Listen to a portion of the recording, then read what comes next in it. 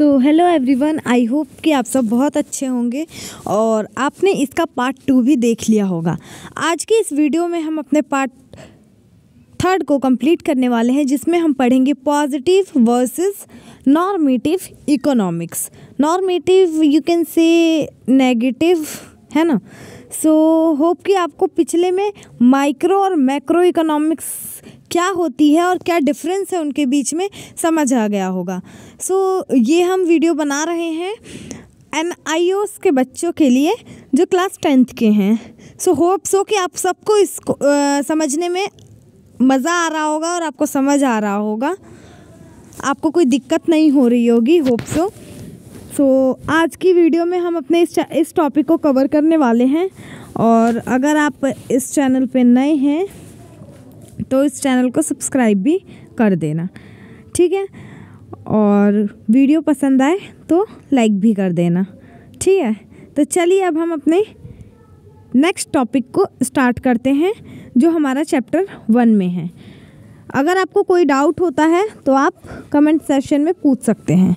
चलिए आगे बढ़ते हैं। The study of economics involves both positive and normative aspects in terms of understanding the events taking place around us, taking decisions, prescribing rules and regulations, and implementing policies to solve economic problems.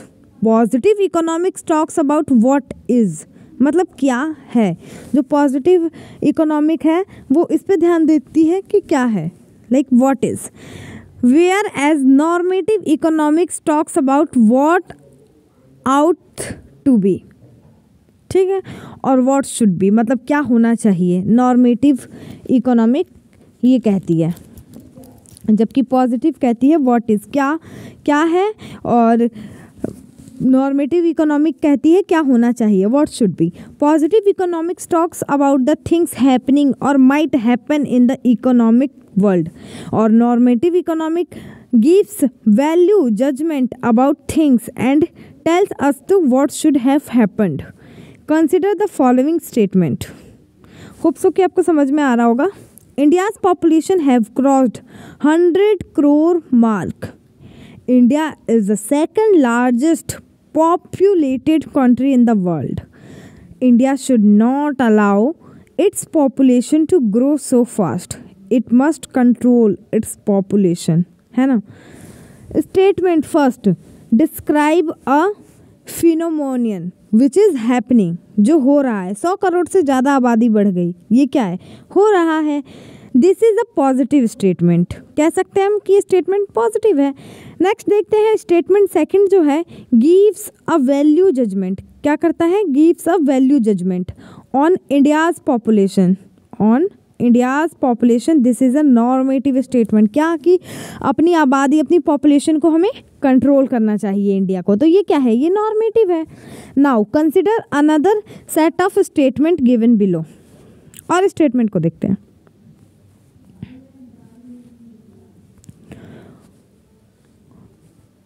Worker will work hard if they are given more wages. अगर worker को ज़्यादा पैसे मिलेंगे तो वो क्या, ज़्यादा काम करेगा, है ना।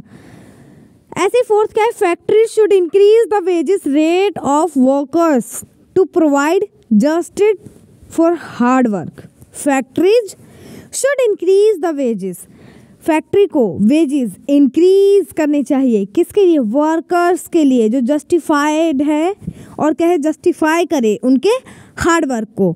यहाँ पे फिर से देखिए क्या दिया गया है। Statement third is a positive statement, it tells about a certain fact. Statement कह सकते हैं। फोर जो है is the normative in nature because it tells about the right thing which it takes place will do good to society. Economic decision making by individuals or government or business firms involves both positive and normative aspects of the things. For example, as given by statement first and second, because India's population is growing fast and posing problems, the government is doing its best to control the population growth through effective family planning and other measures. Similarly, based on statement third and fourth, government has implemented minimum wages law so that worker get justice. ठीक है, सो hope कि आपको समझ में आ गया होगा कि normative और पॉजिटिव इकोनॉमिक क्या होती है। नॉर्मेटिव वो होती है जो क्या हो रहा है वो बताती है। जैसे इंडिया की पॉपुलेशन बढ़ रही है पर हमें अपनी जनसंख्या को, अपनी पॉपुलेशन को कंट्रोल करना चाहिए। दैट इज़ नॉर्मेटिव इकोनॉमिक, कि हमें क्या करना चाहिए, कंट्रोल करना चाहिए। ठीक है, इसके लिए गवर्नमेंट ने क्या रूल बनाए हैं, बहुत सारे रूल बनाए हैं। जैसे कि यहीं पे लिखा गया था फैमिली प्लानिंग के बारे में, इनने बताया कि 2 से ज़्यादा बच्चे नहीं कर सकते हैं, इसमें ये बोला गया था। जबकि आपको पता है चाइना में तो एक ही बच्चा अलाउड है। अपने इंडिया में भी ये चीज़ अब लागू है कि एक पेरेंट्स जो हैं वो सिर्फ 2 चाइल्ड कर सकते हैं। ऐसे ही मिनिमम वेजेस रेट में क्या है कि वर्कर्स को बढ़ावा देने के लिए गवर्नमेंट ने इतना तय किया कि कम से कम मिनिमम टू मिनिमम इतनी सैलरी तो वर्कर्स को वेजेस मिलने ही चाहिए। तो इट इज़ क्या है, ये प्लानिंग है, ये कह सकते हैं रूल्स हैं जो गवर्नमेंट लाती है। ठीक है, चलिए अब आगे देखते हैं। होप सो कि आपको समझ में आ गया होगा 1.3। इसके बाद बस ये चैप्टर आज ख़त्म कर देंगे और कल इसके क्वेश्चन हम इसके क्वेश्चन आंसर्स को कंप्लीट करेंगे। होप सो कि आपको इस चैप्टर में कोई डाउट नहीं रहा होगा। बहुत इजी सा चैप्टर है और अगर एग्ज़ाम में आता है इससे तो आप बहुत ही ईजिली कर भी देंगे। होप सो कि आपको समझ में आ गया होगा। चलिए अब देखते हैं हमने क्या क्या पढ़ लिया इस चैप्टर में।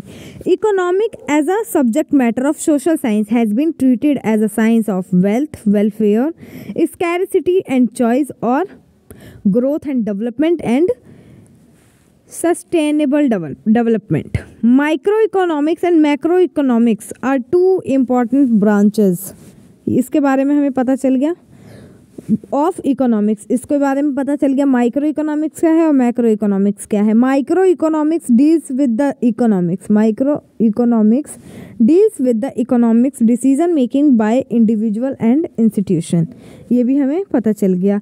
Macro economics deals with economic aggregate at the level of whole economic, है ना।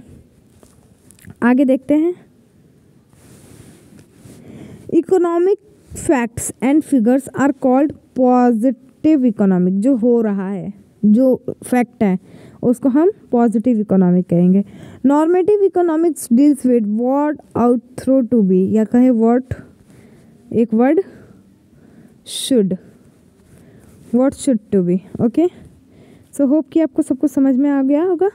इसी के साथ हमारा ये चैप्टर होता है ख़त्म। क्वेश्चन आंसर हम करेंगे अपने नेक्स्ट वीडियो में।